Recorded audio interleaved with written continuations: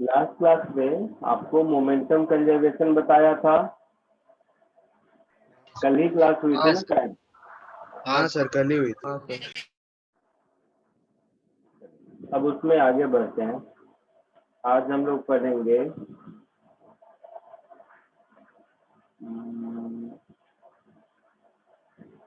Coefficient of restitution, या उससे पहले इम्पल्स पढ़ा दो, वही सोचता हूँ। पहले इम्पल्स पढ़ाता हूँ।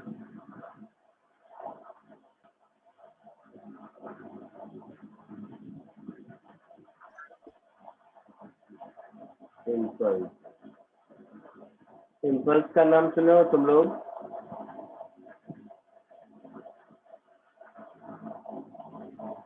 नहीं सर। नहीं सुना है? इसका सर? सर सुना तो इम्पल्स है। का नाम सर क्या होता है वो नहीं पता, बस सुना है।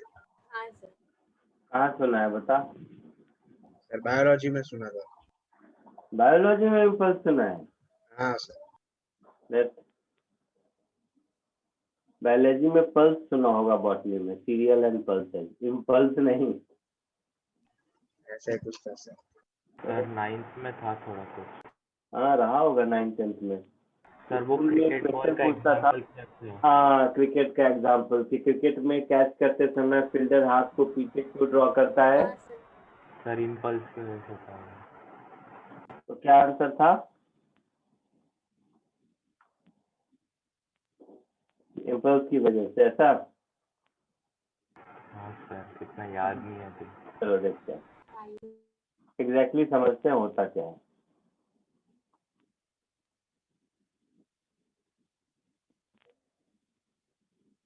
Newton second law.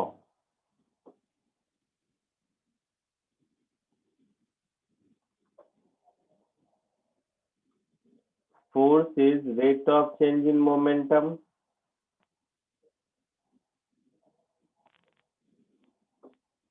है ना? हाँ So force into dt, this is equal to change in momentum. जैसे कोई फुटबॉल रेस्ट पर है, हम उसको किक मारते हैं, तो हम उसको किक मारते हैं तो हमारे पैर से फुटबॉल थोड़ी देर के लिए कांटेक्ट में रहता है। Yes sir. हाँ सर। तो मेरा पैर का फोर्स dt टाइम तक कांटेक्ट में रहता है, जिसकी वजह से उसका मोमेंटम चेंज होता है।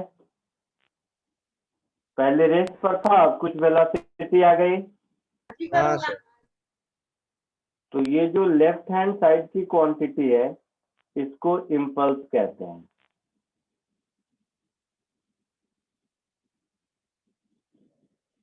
और ये जो राइट हैंड साइड की क्वांटिटी है, ये चेंज इन मोमेंटम है।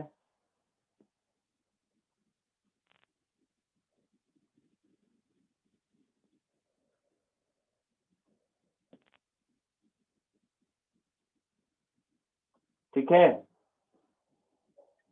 Mathematically if a force F is applied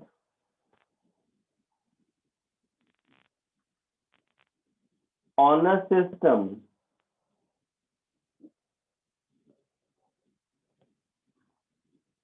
for a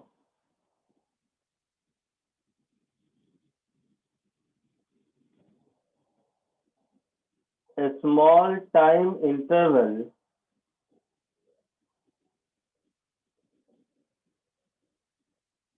delta t, then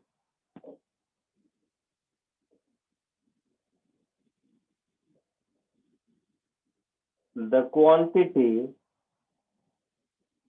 F into delta t is called impulse.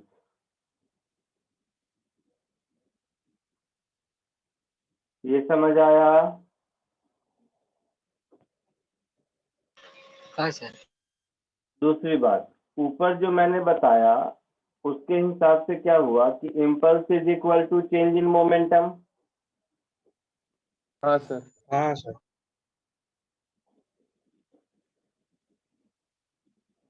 So impulse is equal to change in momentum.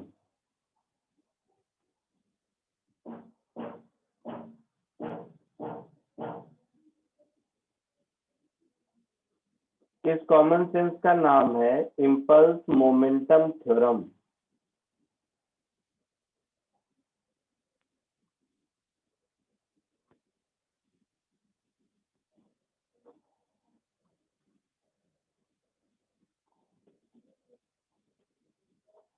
अच्छा, कभी कभी क्या है कि force अगर constant नहीं हो, वो टाइम के साथ चेंज करे, तो उस केस में हम इम्पल्स जे को लिख सकते हैं integral of F D T from 0 to delta T. Common sense है। हाँ सर।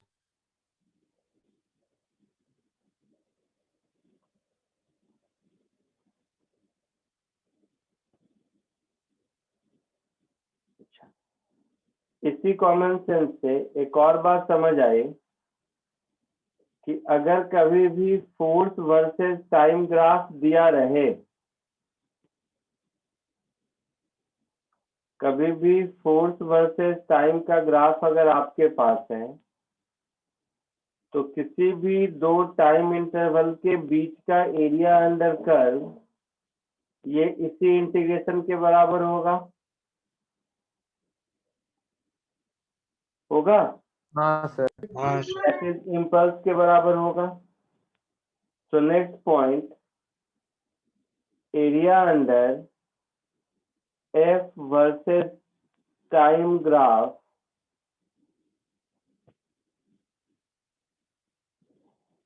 ये इम्पल्स के बराबर होगा, है ना। तो इम्पल्स से रिलेटेड ये कुछ इंपॉर्टेंट बातें आप लिख लीजिए, फिर आगे बढ़ते हैं इसको यूज कैसे करते हैं।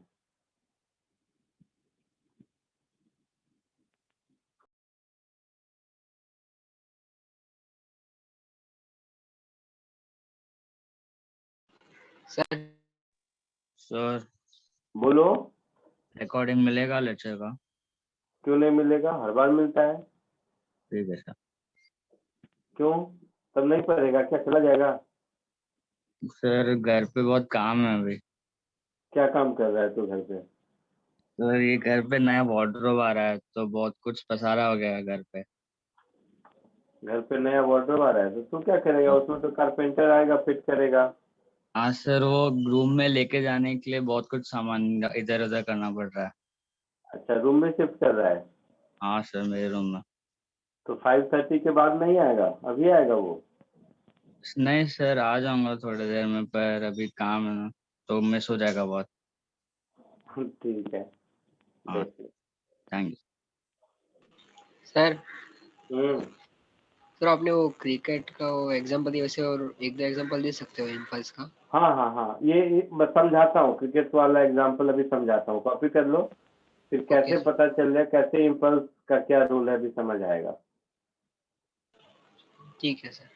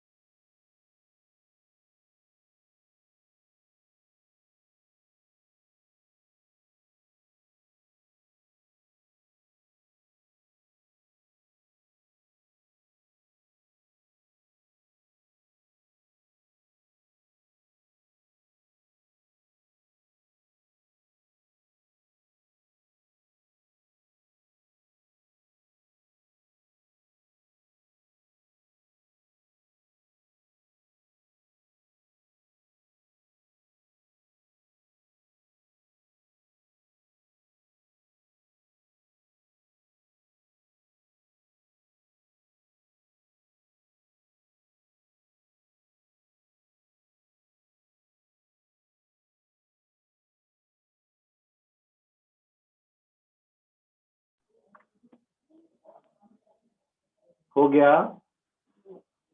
हाँ सर। हाँ सर हो गया।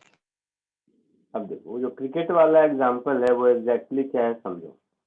मान लो एक बॉल v वेलोसिटी से आ रही है, मैंने उसको कैच कर लिया, पकड़ लिया, तो उसका मोमेंटम 0 हो गया।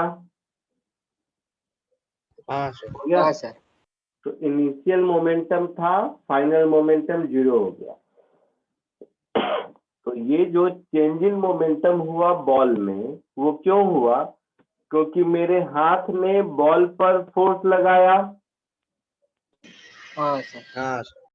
तो मेरा हाथ बॉल पर जितना फोर्स लगाएगा, बॉल मेरे हाथ पर उतना ही फोर्स लगाएगा, न्यूटन थर्ड लॉ। हाँ सर। हाँ सर।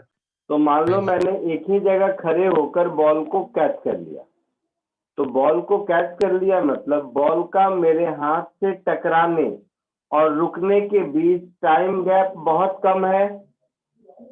क्या सर? टाइम गैप बहुत कम है। हाँ सर किसके बीच? बॉल का मेरे हाथ से टकराने और फाइनली बॉल का स्पीड 0 होने के बीच टाइम गैप जितना कम होगा, मुझे फोर्स उतना ज्यादा लगाना होगा। हाँ सर। तो अगर हम हाथ को पीछे लेते हैं तो जितनी देर तक मेरा हाथ पीछे जा रहा है उतनी देर तक बॉल और हाथ के बीच कांटेक्ट है।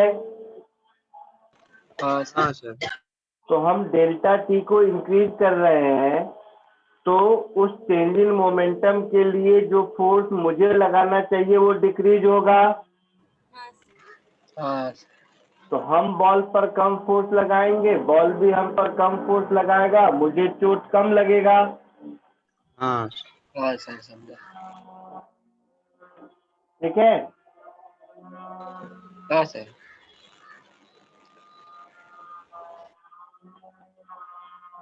अच्छा, अब ये इम्पल्सिव फोर्स कोई भी हो सकता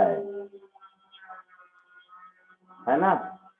ऐसा नहीं कि कोई भी फोर्स जो कम समय तक किसी ऑब्जेक्ट पर लगे वो फोर्स इम्पल्सिव हो सकता है। कुछ ऐसे फोर्सेस हैं जो कभी इम्पल्सिव नेचर के नहीं होते, जैसे ग्रेविटेशन है। तो ग्रेविटेशन का फोर्स तो हमेशा लगता रहता है, हाँ सर। तो ग्रेविटेशन कभी भी इम्पल्सिव फोर्स नहीं होता है। आई बात समझ में?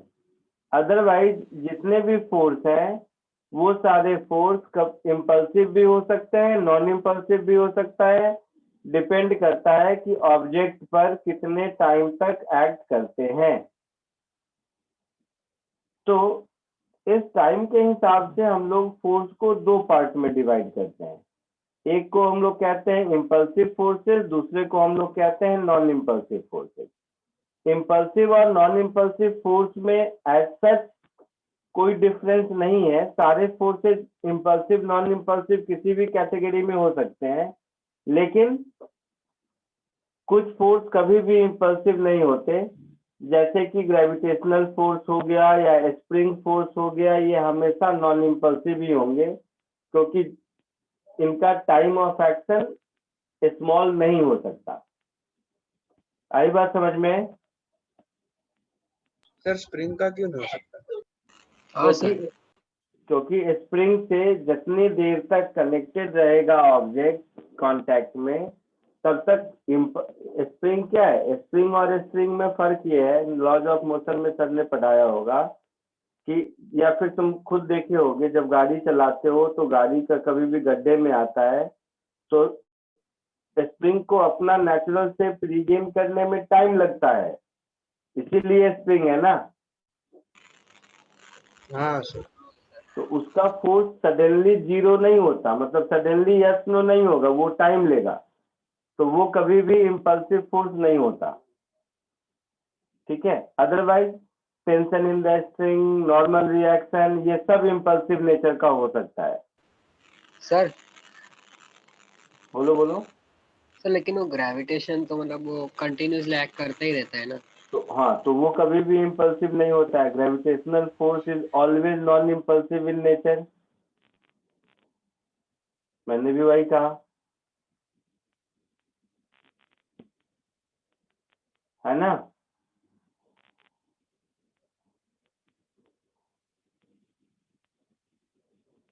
बोलो। हाँ सर। अच्छा, तो देखते हैं क्या करके। तो मैं क्या बता रहा था, उसमें आगे ऐड कर देता हूँ। चलो इस बात को लिख ही देता हूँ, अगर आप लोगों को दिक्कत है तो। एक लाइन और लिख लो।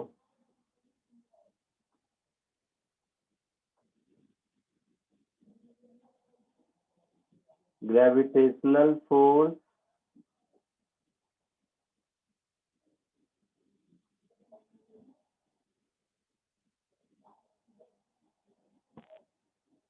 and the spring force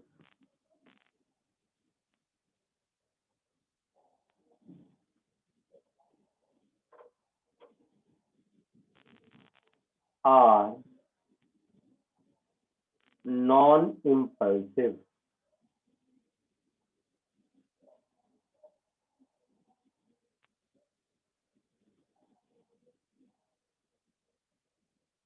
दूसरा, tension in the string,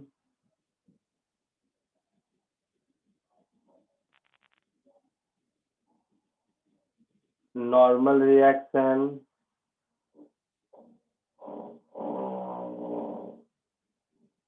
etc. can be both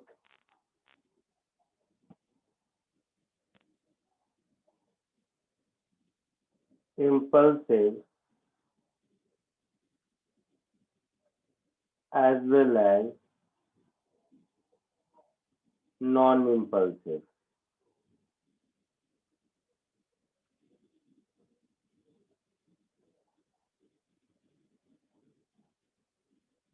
Depending on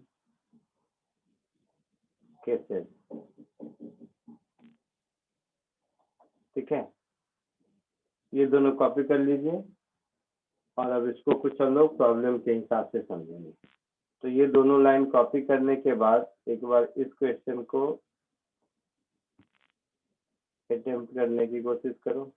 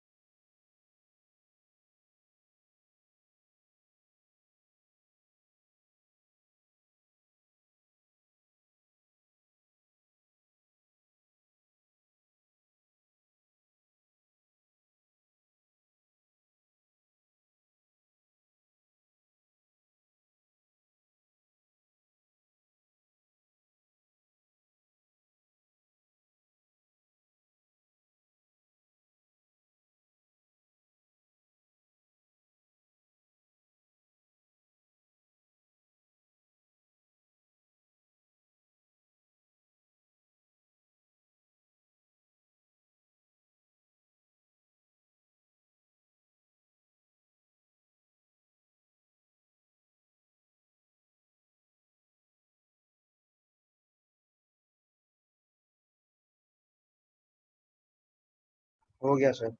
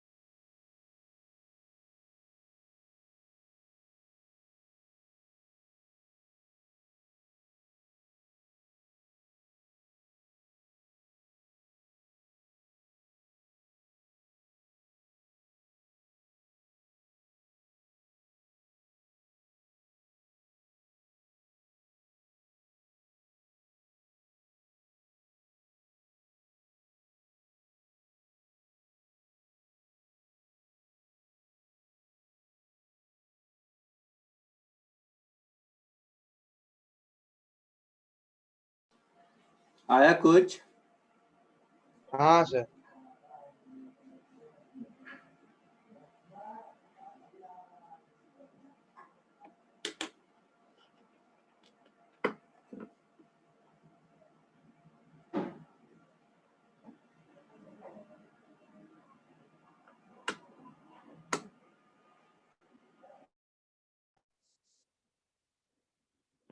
आया कुछ आंसर? हाँ हाँ सर। सर। क्या आया? सर 6.2 आ रहा है। 6.25। हाँ सर वही। वही आया।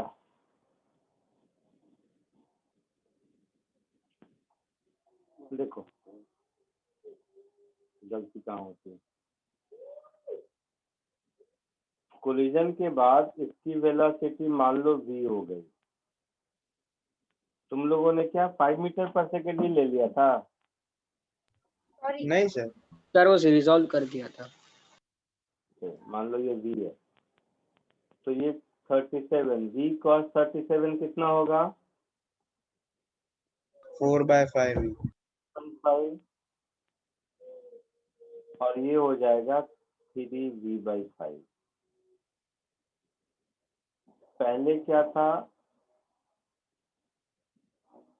ये 53 है ना, तो ये था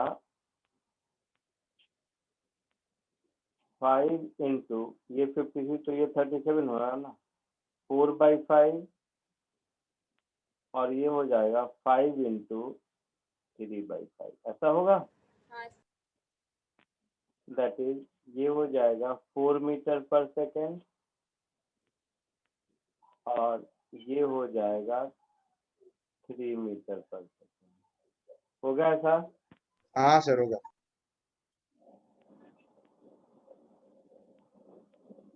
अब ये जो इस पर नॉर्मल फोर्स लगाएगा ये तो इधर लगाएगा,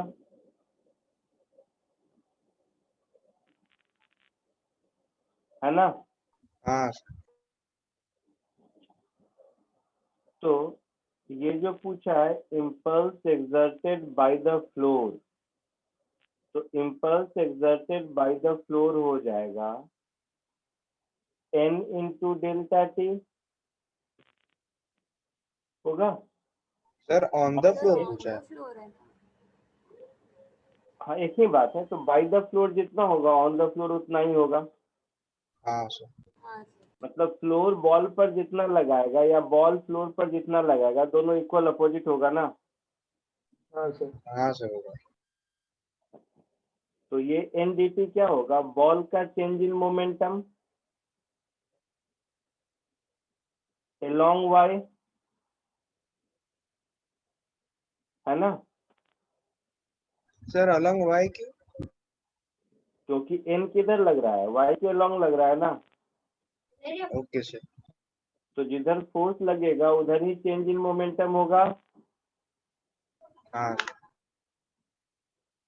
यहाँ तक कोई दिक्कत किसी को? नहीं सर। नहीं। तो change in momentum along y ये मेरा हो जाएगा m इंटू 3v/5 प्लस 4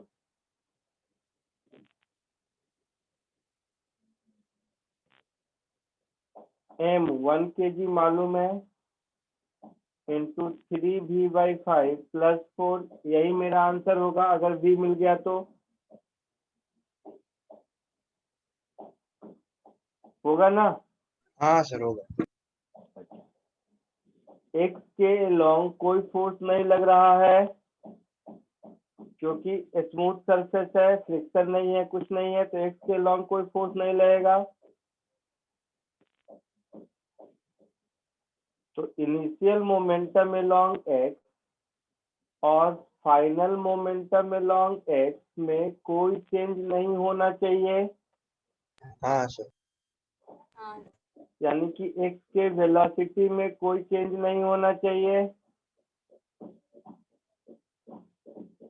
मतलब 3 is equal to 4v/5, so v is equal to 15/4 metre per second. इस v को अगर हम यहाँ सब्स्टिट्यूट कर दें तो हमारा आंसर मिल जाएगा। Therefore impulse J is 3 into 15/4 upon 5 plus 4, so 4 plus 9/4,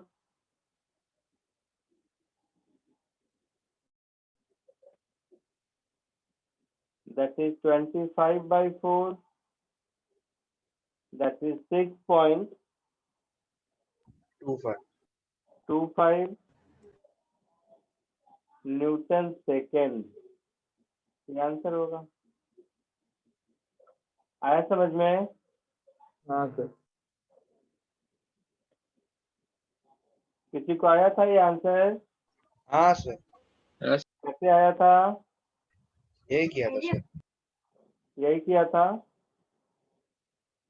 हाँ सर। Very good. तो इस क्वेश्चन में देखो नॉर्मल रिएक्शन इंपल्सिव फोर्स है। हाँ सर। तो ये जो एग्जांपल था, इस एग्जांपल में हमने देखा कि नॉर्मल रिएक्शन इंपल्सिव नेचर का था।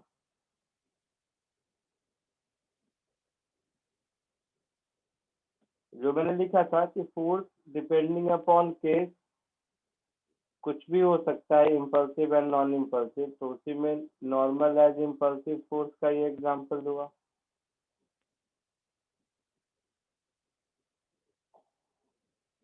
आगे बढ़े या कॉपी करना है किसी को अभी? Sir 1 minute. कर लो, हो जाए तो बोलना।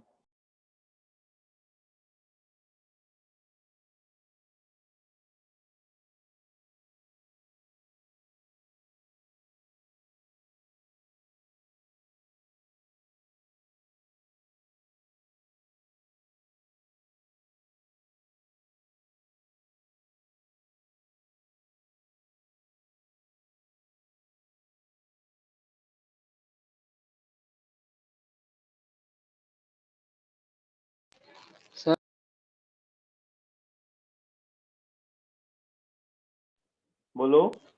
सर वो नीचे वो सेंटेंस क्या लिखा है आपने? Normal as impulsive force. Okay sir.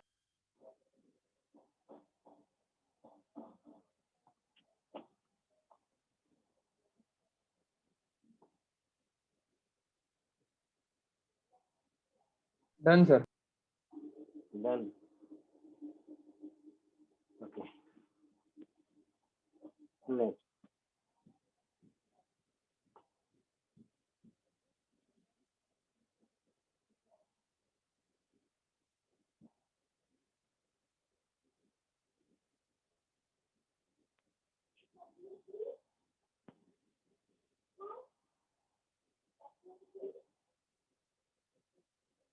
इसको कोशिश करो।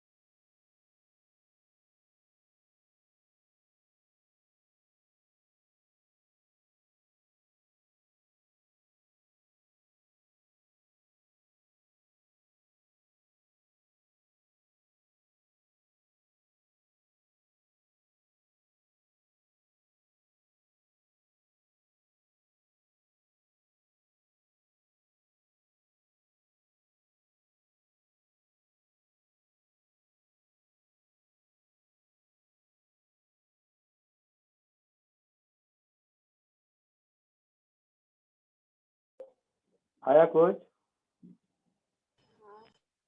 नहीं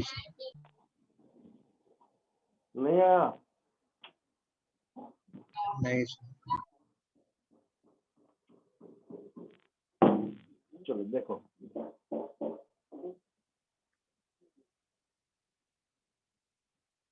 इसमें से स्मॉल एम मास ऊपर से आकर पैन में गिर गया, यही हुआ हाँ है ना, v स्पीड से, और उसमें चिपक गया, तो पूरा की पूरा सिस्टम किस स्पीड से मूव कर रहा होगा, यही पूछा है। ध्यान से देखो, बहुत इंपॉर्टेंट है। तो मान लो ये m v वेलोसिटी से ऊपर जाने लगा और ये दोनों भी v वेलोसिटी से नीचे आने लगा, तो यही वाला v वेलोसिटी मुझे ढूंढनी है, हाँ या ना? इस m का नाम मान लो मैं a रख देता हूँ, इस पैन का नाम मैं b रख देता हूँ, इस ब्लॉक का नाम मैं c रख देता हूँ। तो a का फ्री बॉडी डायग्राम बनाओ। a पर कौन फोर्स लगाएगा? b लगाएगा ऊपर की ओर, ये a है, ये b है और ये c है, तीनों का फ्री बॉडी डायग्राम ड्रॉ करना चाहता हूं मैं इम्पल्स का। तो a पर b इम्पल्स ऊपर की ओर लगाएगा, इसको जे ए बी बोल देते हैं। तो ए बी पर उतना ही इम्पल्स नीचे लगाएगा, जे ए बी लगाएगा, बोलो। हाँ सर सर। ए पे ऊपर की तरफ क्यों लगेगा? ए नीचे आ रहा था और बी से टकराया, तो ए बी पर नीचे लगाएगा तो बी ए पर ऊपर लगाएगा, ओके सर। है ना? हाँ सर। बी पर स्ट्रिंग का टेंशन ऊपर लगाएगा इम्पल्स, सी पर स्ट्रिंग का टेंशन ऊपर लगाएगा इम्पल्स, यही कहानी होगी।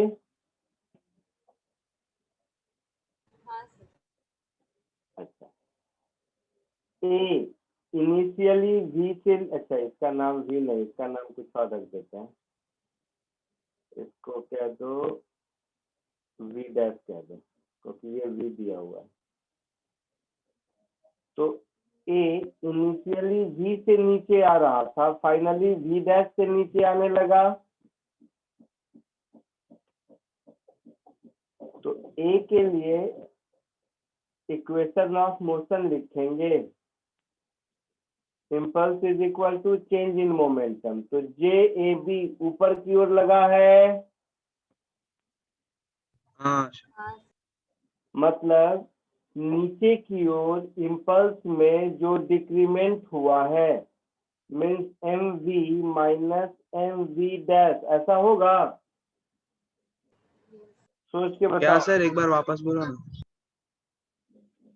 ए पर ऊपर की ओर इम्पल्स लगा, मतलब ए का चेंज इन मोमेंटम ऊपर की ओर होगा, मोमेंटम इंक्रीज होगा, होगा? हाँ सर। ए का अपवर्ड डायरेक्शन में मोमेंटम इंक्रीज होगा, मतलब ए का डाउनवर्ड डायरेक्शन में मोमेंटम डिक्रीज होगा। हाँ सर। हाँ तो ए का डाउनवर्ड डायरेक्शन में जितना डिक्रीज होगा वही जे ए बी के बराबर होगा।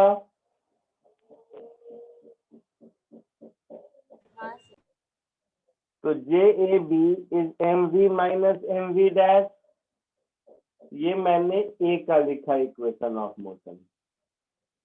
ऐसे ही बी का लिखो, बी इनिशियली रेस्ट पर था, फाइनली वी डैश से नीचे जाने लगा, तो डाउनवर्ड डायरेक्शन में इम्पल्स कितना हो गया? J A B minus jt,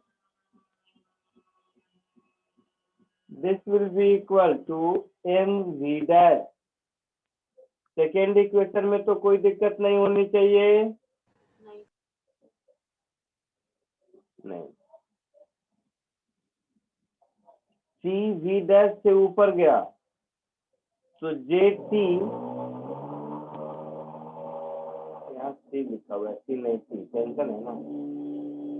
तो इम्पल्स ऑफ टेंशन ऊपर लग रहा है, this is equal to M V dash. Third equation में भी कोई दिक्कत नहीं होनी चाहिए। हाँ सर। हाँ सर। तो मुझे v डैश चाहिए, तो इन तीनों को सॉल्व करके कैसे सॉल्व करेंगे? तो b plus C minus A, I mean समझ गया कि नहीं? हाँ सर।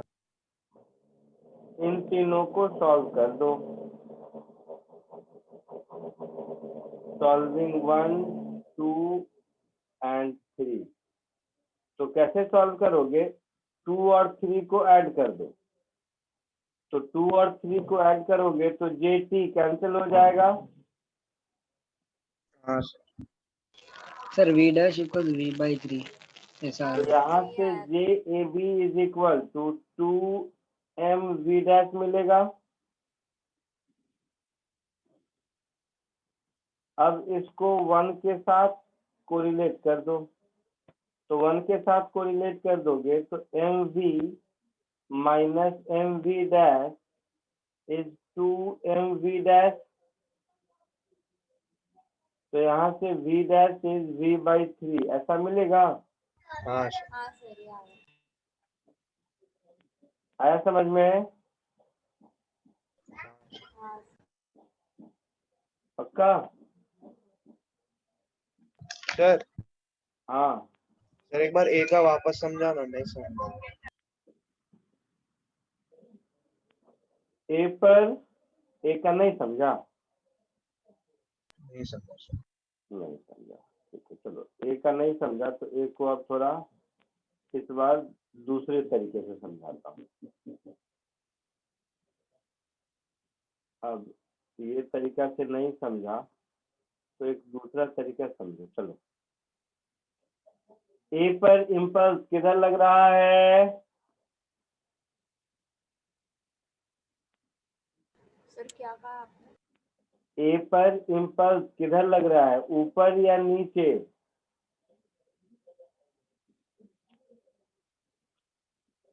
ऊपर। ऊपर लग रहा है। तो ए पर इम्पल्स ऊपर लग रहा है, जे ए बी मतलब नीचे लग रहा है minus of J A B. हाँ सर। हाँ सर। तो नीचे की ओर चेंज इन मोमेंटम इसके बराबर होना चाहिए। हाँ सर। हाँ सर। मतलब m into V dash minus V इसके बराबर होना चाहिए। हाँ सर समझ। हाँ सर। तो तीनों को ऐड कर दो, यही आंसर आ गया। हाँ अब समझ गया। कोई बात है। ये वाला समझ में आया जिसको वो पहले नहीं समझ आया था? हाँ सर समझ गया। आगे बढ़ो। सर एक लिख लिया सबने? हाँ सर। हाँ सर लिख लिया। तो इस एग्जाम्पल में हमने क्या देखा कि टेंशन इम्पल्सिव नेचर का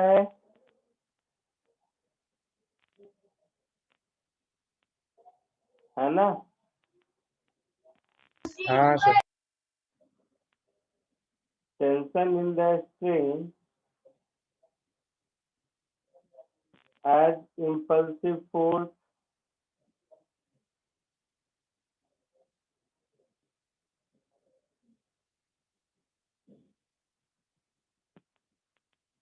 ठीक है।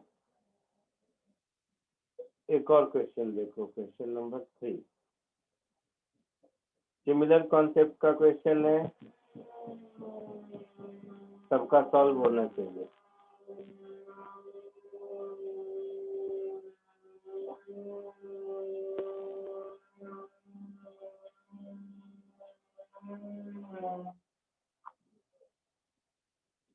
कोशिश कीजिए इसको।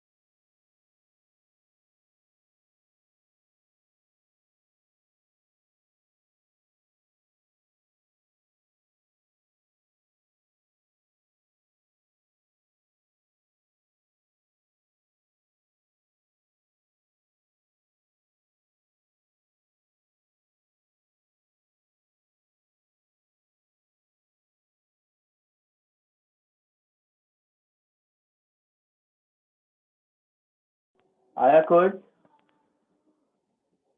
हाँ सर आया। सिमिलर है पिछले बार जैसा?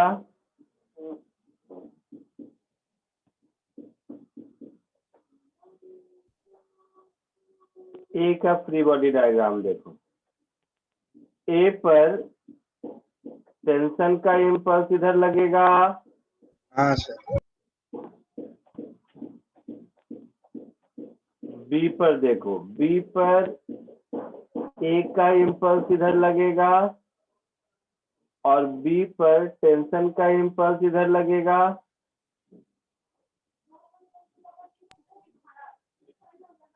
सर वो सी का लगेगा ना हाँ सर, पॉजिटिव एक्स डायरेक्शन में। हाँ, सॉरी सॉरी, ये बी बी सी होगा, बी ए नहीं, ये गलत लिख दिया मैंने। ये बी सी बोलेंगे इसको, हाँ सर। ऐसा होगा। हाँ सर। हाँ सर।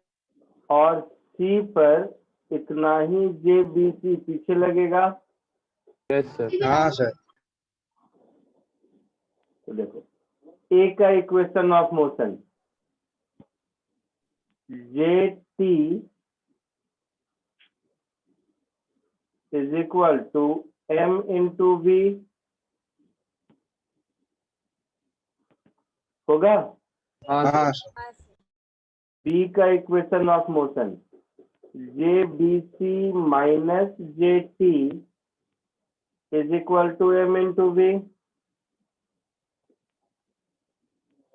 Yes sir. ठीक है। सी का बैकवर्ड डायरेक्शन में जे बी सी लग रहा है, मतलब फॉरवर्ड डायरेक्शन में माइनस जे बी सी लगेगा हाँ सर।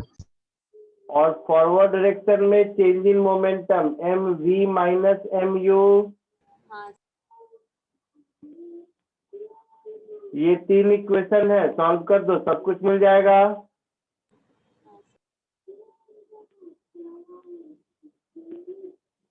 तीनों को ऐड कर दो,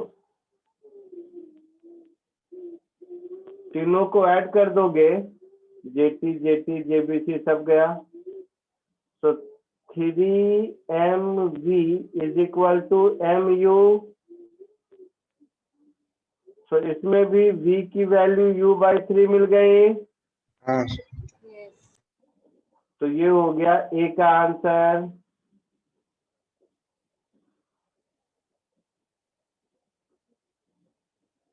है ना? हाँ sir. Impulse on A due to tension in the string, मतलब मुझे जे टी चाहिए, हाँ सर। तो यह है एम वी, मतलब m इंटू u/3। ये सेकेंड का आंसर हो गया। Impulse on C due to normal force of collision, मतलब जे बी सी चाहिए मुझे, हाँ सर। तो जे बी सी हो जाएगा m into U minus V, third equation से। तो m into U minus u/3, that is 2mu/3। ये सी का आंसर हो गया। हाँ सर। और डी का भी यही होगा। सर माइनस होगा ना? क्या? -2mu/3।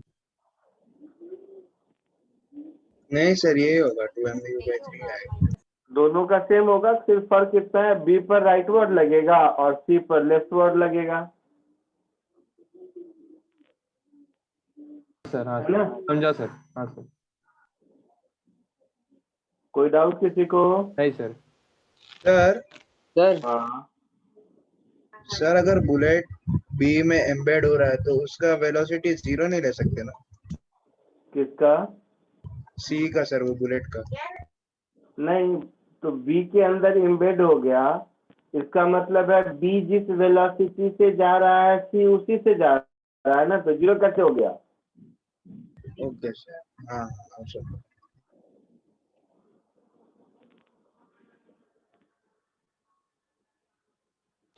सर बोलो। तो अब अपने वो एंड में डायरेक्शन के बारे में क्या बोला? मैंने बोला कि सी पर ये इम्पल्स लेफ्टवर्ड डायरेक्शन में लगेगा और बी पर ये जे बी सी का इम्पल्स राइटवर्ड डायरेक्शन में लगेगा। फ्री हाँ बॉडी सर। डायग्राम में ऊपर दिख रहा है, वही बोला मैंने।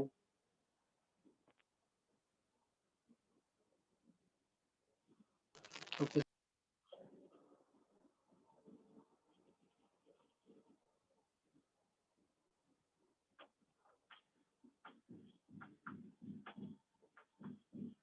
आगे बढ़े।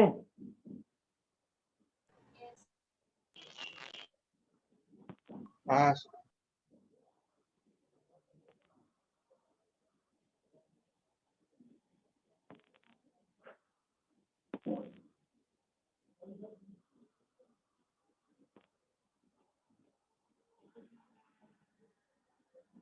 चलो एक नया टॉपिक पढ़ते हैं। टॉपिक मतलब इम्पल्स के बाद एक दूसरा टर्म है जिसको बोलते हैं coefficient of restitution.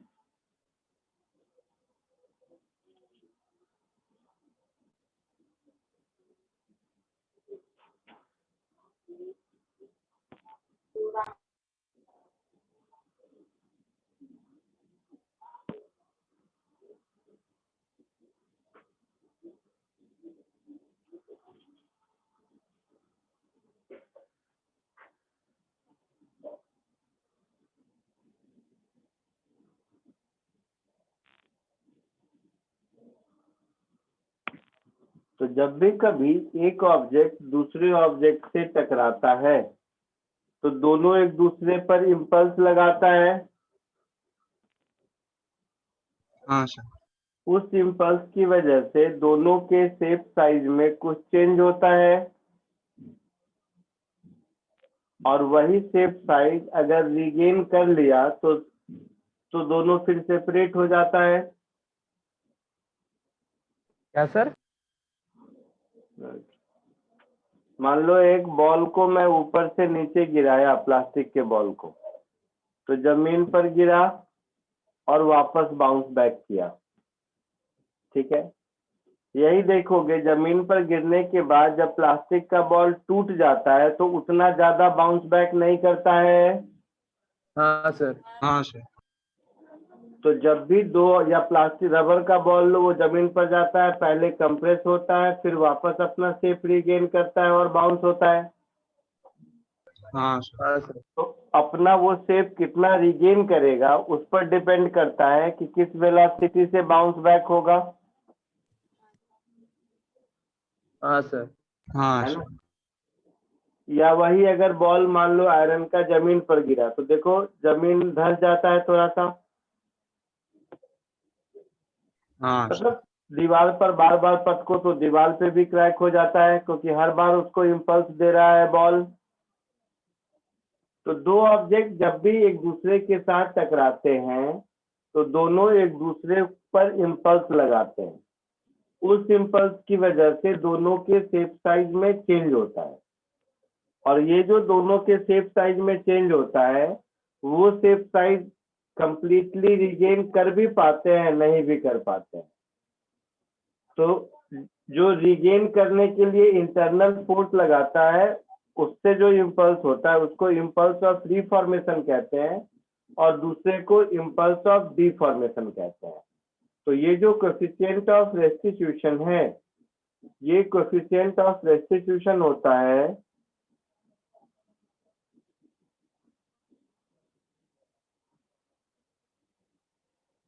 Impulse of reformation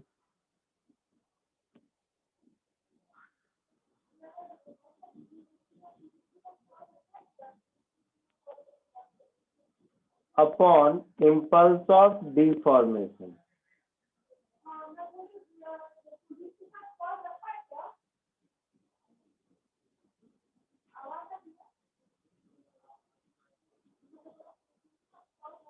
तो इसी को हम लोग कहते हैं वेलोसिटी ऑफ सेपरेशन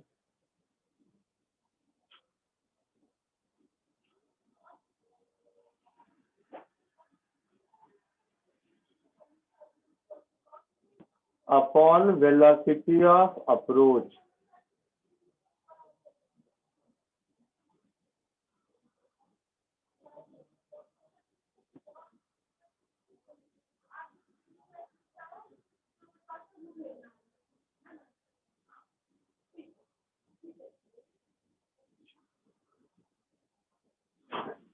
जैसे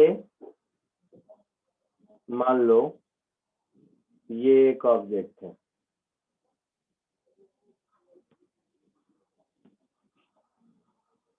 ये जा रहा है u1 स्पीड से, ये है दूसरा ऑब्जेक्ट, ये जा रहा है u2 स्पीड से। अब ये दोनों टकराया,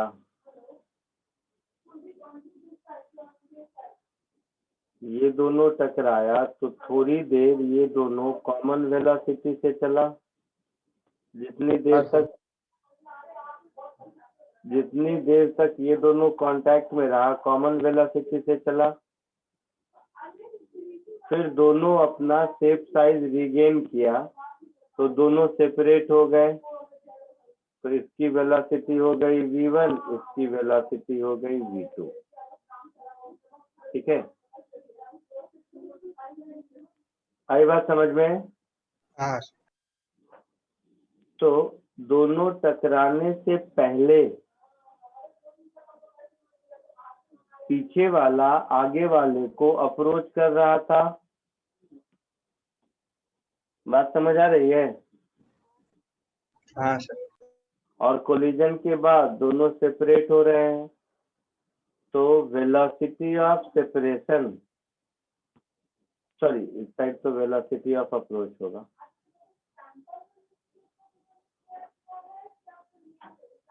velocity of approach u1 minus u2 लिखेंगे,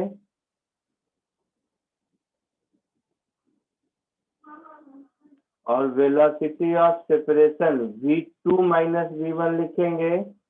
ये बात समझ आ रही है? हाँ सर। सर u1 क्यों बड़ा हुआ?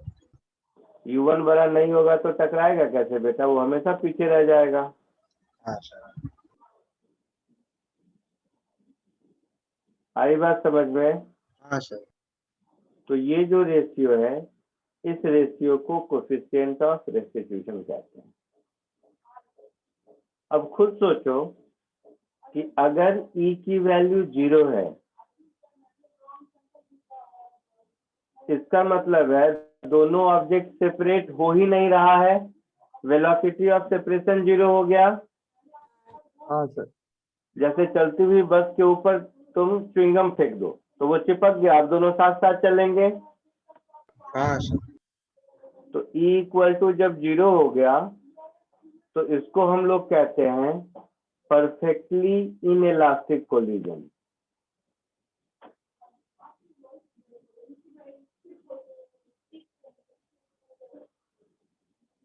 इसको हम लोग कहते हैं परफेक्टली इनइलास्टिक कोलिजन।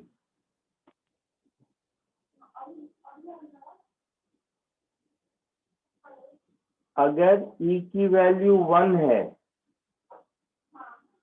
तो इसको हम लोग कहते हैं इलास्टिक कोलिजन, मतलब ऑब्जेक्ट परफेक्टली अपना शेप रीगेन कर लिया।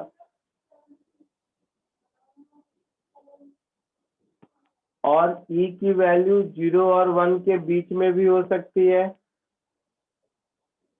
तो इसको हाँ हम सर। लोग बोलेंगे इनइलास्टिक कोलिजन। इसमें शेप रीगेन तो करता है बट कंप्लीट नहीं।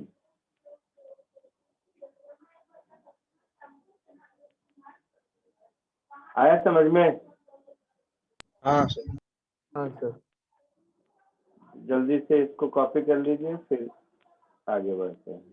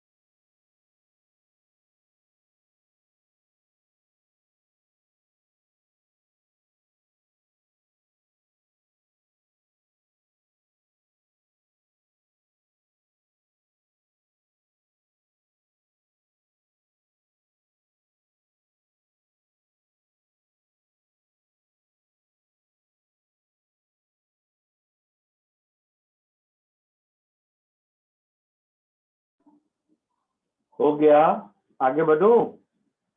हाँ सर। बोलते नहीं हो तुम लोग, वेट करता रहता हूँ मैं।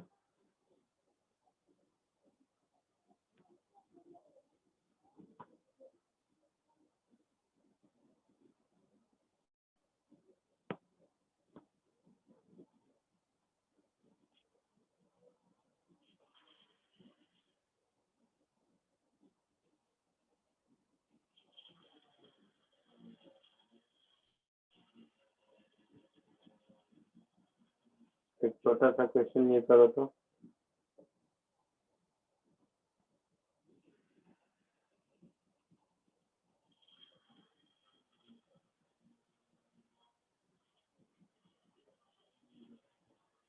जल्दी 2 मिनट के अंदर।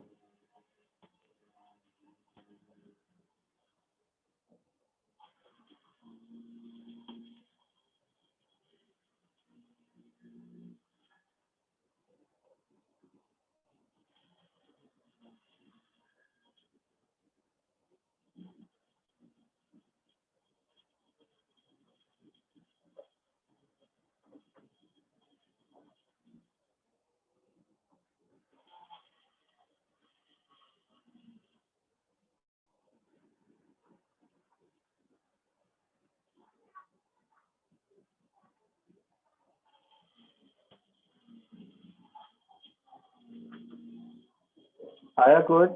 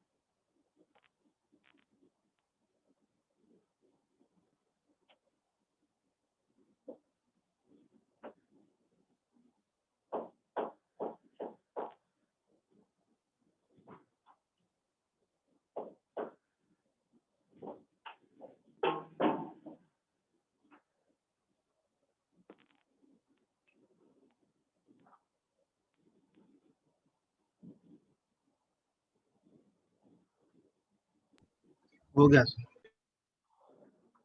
क्या आंसर आया? EH।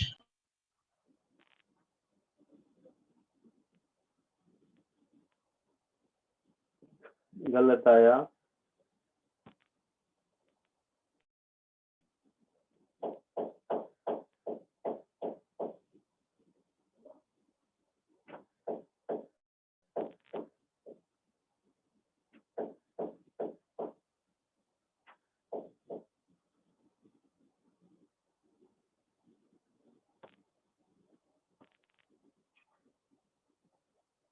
और कोई?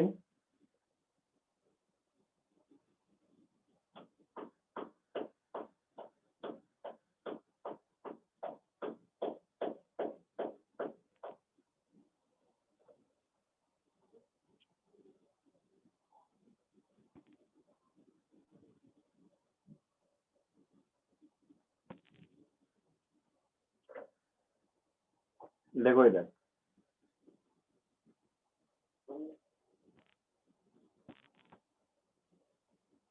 जब ये बॉल यहाँ से टकराएगा तो उस समय इसकी स्पीड नीचे की ओर u विच इज √2gh ऐसा होगा। हाँ सर।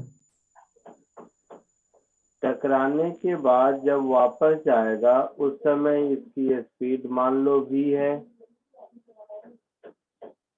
है ना। तो E क्या होता है? Velocity of separation upon velocity of approach. यहाँ पर वेलोसिटी ऑफ सेपरेशन v होगा, वेलोसिटी ऑफ अप्रोच u होगा। तो v की वैल्यू हो गई E इंटू यू।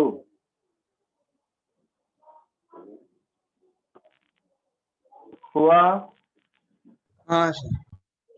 अब इसकी स्पीड अगर v है तो ये कितना ऊपर जाएगा? v²/2g। मोशन अंडर ग्रेविटी में पढ़ा था ना। हाँ तो h dash is v²/2g, that is e²u²/2g। u² is 2gh, so e² into 2gh/2g, that is it will become e²h। आया समझ में? सर। हाँ, सर वो √2gh कहाँ से है? मालूम नहीं। किसी ऑब्जेक्ट को h हाइट से गिराएगा तो जब जमीन पर पहुंचेगा तो उसके पास कितनी वेलोसिटी होगी? काइनेमेटिक्स लगा लो या एनर्जी कंजर्वेशन लगा लो, कुछ भी लगा लो। एनर्जी कंजर्वेशन लगाओगे तो mgh is half mu², तो u is √2gh, ओके। है ना। हाँ काइनेमेटिक्स लगाओगे तो h is equal to half gt² या v² is equal to u² plus 2a से भी कर सकते हो। 1000 तरीका है। आया समझ में?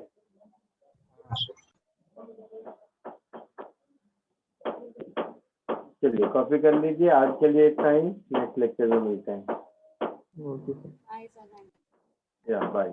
सर। कोई होमवर्क? होमवर्क पिछले लेक्चर में दिया था, हाँ सर, 30 हाँ सर दिया था। कर लिया? नहीं सर हुआ नहीं। नहीं सर। अभी उसी को करो। Okay sir.